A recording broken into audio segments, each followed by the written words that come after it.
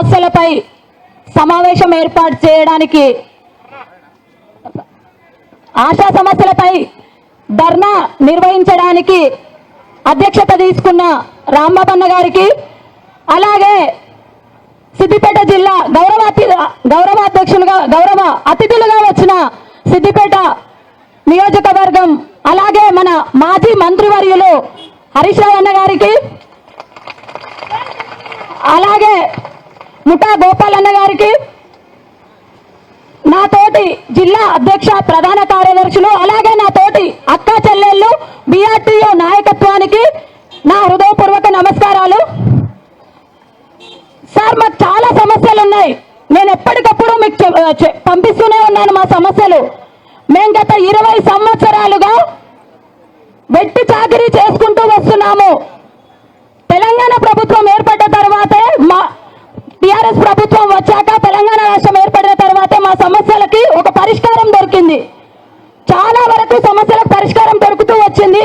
ఆ 7 సంవత్సరాల కాలంలో మాకెంత వస్తుందో ఎప్పుడు వస్తుందో తెలియని రోజుల నుంచి మీ ఆధ్వర్యంలో చాలా సమస్యలు పరిష్కరించుకున్నాము.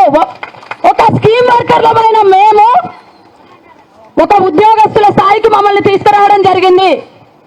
ఎప్పటికప్పుడు మా సమస్యల పైన మీరు, కేసీఆర్ గారు, మా లోకల్ నియోజకవర్గాలలో ఉన్న మా ఎమ్మెల్యేలు మా సమస్యలకు స్పందిస్తూ మా సమస్యలకు పరిష్కారం చూపుతూ ఈరోజు 9,900 ఒక ఆశా అకౌంట్ కు ఎంప్లాయ్ లాగా పడేలా మా స్థాయిని తీసుకురావడము, మమ్మల్ని గుర్తించడం, గౌరవించడం, రాష్ట్ర వ్యాప్తంగా ఉన్న 27,000 మంది తెలుపుకుంటున్నాను. చాలా సమస్యలకు పరిష్కారం చూపించారు. మా జీతం విషయంలో కావచ్చు, మాకు ఒక చిన్న ఎగ్జాంపుల్, మనల్ని ఫోటోలు పెట్టమంటున్నారు అని చెప్పేసి అధికారుల నుంచి ఒత్తిడి వస్తుంది అంటే ఒక చిన్న మెమోరాండం ఇవ్వగానే మనకు మొబైల్స్ ఇవ్వడం జరిగింది, రిజిస్టర్స్ ప్రింటింగ్ చేయించి ఇవ్వడం జరిగింది. మన అకౌంట్ కి చెప్పులు అరిగేలాగా తిరిగినా మన ఇన్సెంటివ్స్ ఎంత వస్తాయో ఎప్పుడు వస్తాయో తెలియని రోజుల నుంచి 9,900 మన అకౌంట్ కి వచ్చేలాగా చేశారు. ఇలా చెప్పుకుంటూ పోతే యూనిఫామ్ ఈ రోజు ఇంత కలర్ఫుల్ గా కనిపిస్తున్నాము అని అంటే యూనిఫామ్ విషయంలోనే నేను చిన్న ఎగ్జాంపుల్ చెప్తాను. మనకిచ్చిన యూనిఫాము అసలు నాణ్యతగా లేదు. గతంలో మనందరికీ తెలుసు. ఆ యూనిఫామ్ నాణ్యత లేదని చెప్పేసి మన టిఆర్ఎస్ ప్రభుత్వం ఉన్నప్పుడు యూనిఫామ్ సెలక్షన్ కే నన్ను 4 సార్లు పిలవడం జరిగింది కమిషనర్ ఆఫీస్ కి. అంటే మనకు అంత ఇంపార్టెన్స్ ఇచ్చిర్రు గత ప్రభుత్వంలో. మనం కట్టుకునే యూనిఫామ్ విషయంలోనే 4 సార్లు నన్ను పిలిచి మాట్లాడడం జరిగింది సెలక్షన్ కోసం. అంత ప్రియారిటీ ఇచ్చి మనల్ని అంత గుర్తించి గౌరవించిన వాళ్ళకి నేను ఆశాలందరి తరఫున ప్రథమంగా ధన్యవాదాలు తెలుపుతున్నాను. అలాగే ఇప్పుడు మాకు చాలా సమస్యలు ఉన్నాయి సార్. గతంలో మాకు మీరే మంత్రివర్యులుగా ఉండి మా సమస్యల్ని ఎల్లప్పుడూ ప్రతి నెల మాతో చర్చించేవారు. వైద్య ఆరోగ్య శాఖతో మా సమస్యలకు ఎప్పటికప్పుడు పరిష్కారం దొరికేది. అమ్మో ఆశాలను ఏమనొద్దు, ఆశాలను ఏమన్నంటే మినిస్టర్ గారు ఒప్పుకోరు అనే భయం ఉండేది. మాతో మేము చేయాల్సిన పనులు మాత్రమే మాతో తీసుకునేవారు అప్పట్లో. కానీ ఇప్పుడు ఆ పరిస్థితి లేదు. మాకు చాలా సమస్యలు అవుతున్నాయి. రోజు పొద్దున్న లేవగానే మొబైల్ చూడాలంటే భయం వేస్తుంది. ఆశాలు ఎక్కడికక్కడ పని ఒత్తిడితో చనిపోతున్నారు. కొత్త ఆశాల నియామకం లేక పని ఒత్తిడి ఎక్కువైతుంది. 1000 జనాభాకు ఆశా సర్వీస్ ఇవ్వాలి, అటువంటిది 10,000 జనాభాకు ఆశా సర్వీస్ ఇచ్చే పరిస్థితిలో ఉంది. ఇప్పుడు మనం చేయాల్సినంతే చేయగలుగుతాము. ప్రజల ఆరోగ్యం కోసం అనునిత్యం పనిచేస్తున్న మమ్మల్ని మా ఆరోగ్యం గురించి ఎవరు పట్టించుకునే వాళ్ళు లేరు. మేము ఆరోగ్యంగా ఉంటేనే ఏదైనా ప్రజలకు సర్వీస్ ఇవ్వగలుగుతాము. అటువంటి మేమే ఈరోజు అసలు ఏ జబ్బుతో చనిపోతున్నామో తెలియని పరిస్థితులు ఏర్పడుతున్నాయి.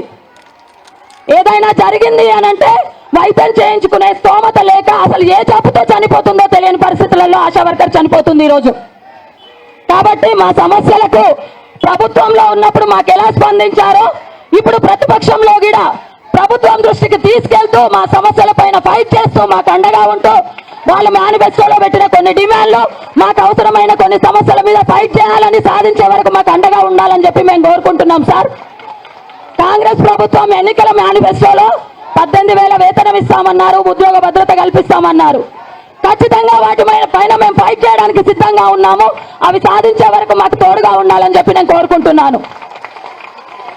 ఇంకొకటి, ఆశాలల్లో 4000 మందికి పైగా ఏఎన్ఎం జిఎన్ఎం చేసిన వాళ్ళు ఉన్నారు సార్. గతంలో మన ప్రభుత్వంలో కేసీఆర్ గారు ఖచ్చితంగా మొదటి ప్రాధాన్యత ఆశాలకు ఇస్తామని చెప్పారు.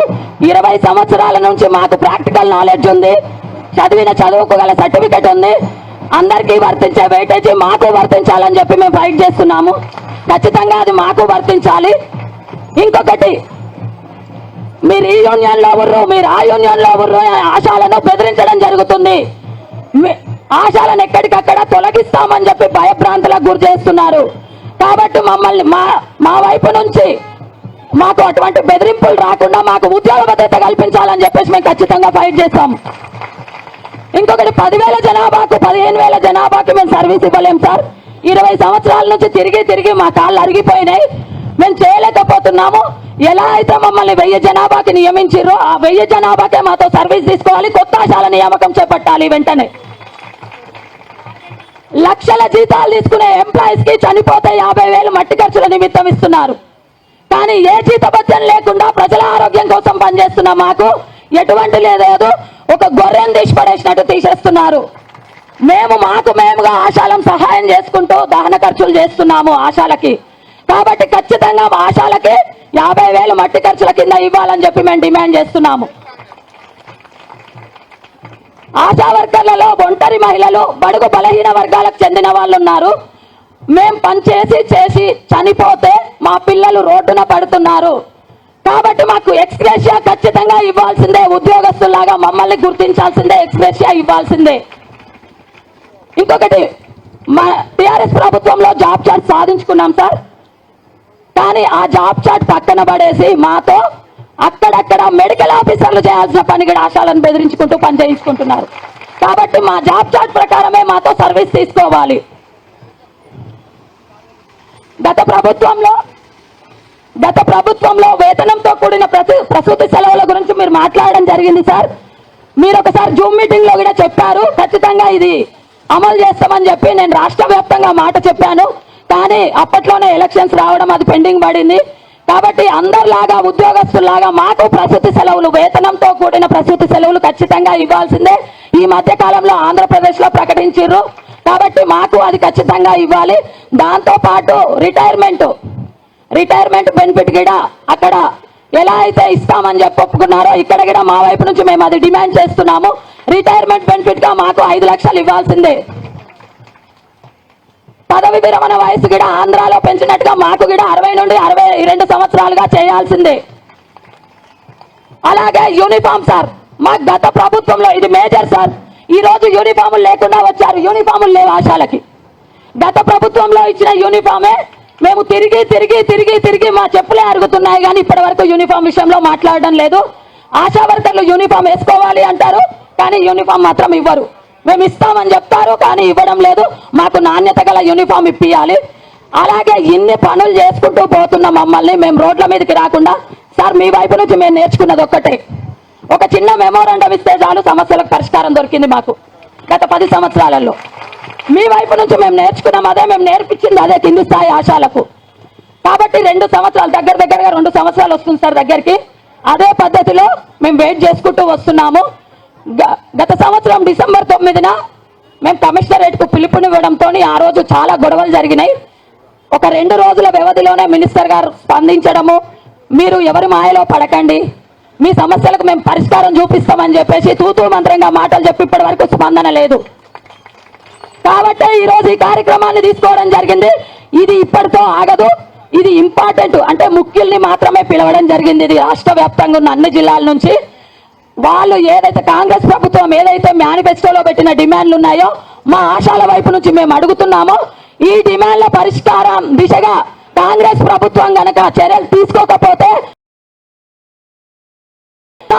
రాస్తారోకోలు చేస్తూ మా డిమాండ్లు సాధించుకునే వరకు మాకు మీ వంతు సహాయం కావాలని చెప్పి మేము మీ సభా వేదికగా అందరి తరఫున నేను కోరుకుంటున్నాను సార్. ఓకే, ధన్యవాదాలు.